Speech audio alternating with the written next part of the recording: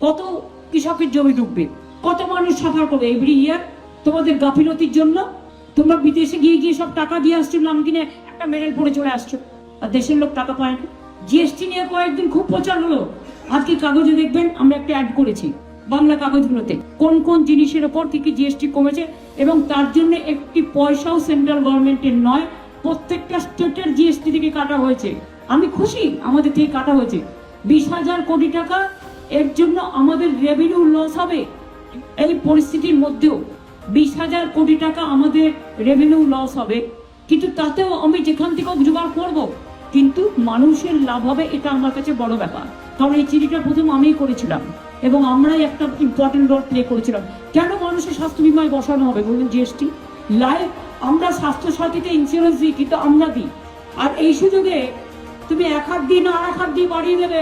আমরা state GST মিটিংয়ে বলে দিয়েছি ইন্স্যুরেন্স কোম্পানি কিন্তু প্রিমিয়াম বাড়াতে পারবে না। এই অর্থে আমরা রাজি হয়েছি এবং রাজ্যের টাকা গেছে। আজকে দেখবেন কোন কোন জিনিসের দাম কিভাবে কমেছে। এর জন্য আমাদের 20,000 কোটি টাকা আমার রাজ্যের ঘাড়ে গেছে, সেটা আমরা একটা বলে দিয়েছি। কারণ অনেক মানুষ জানে না কোথায় কমেছে, কিভাবে কমেছে, সেটা পর্যন্ত এখনো জানানো হয়নি। শুধু প্রচার করা হচ্ছে একতরফা, মিথ্যে কথা বলি। আমি প্রচার চাই না, আমি জীবনে নিজেকে নিয়ে প্রচার করি না।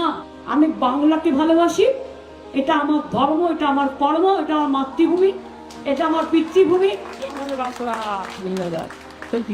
আমি যতদিন বেঁচে থাকবো বাংলার মাটিকে এইভাবেই সাপোর্ট করে যাব। আর বাংলা ভারতবর্ষকে পথ দেখাবে এই থিওরি আমি বিশ্বাস করি।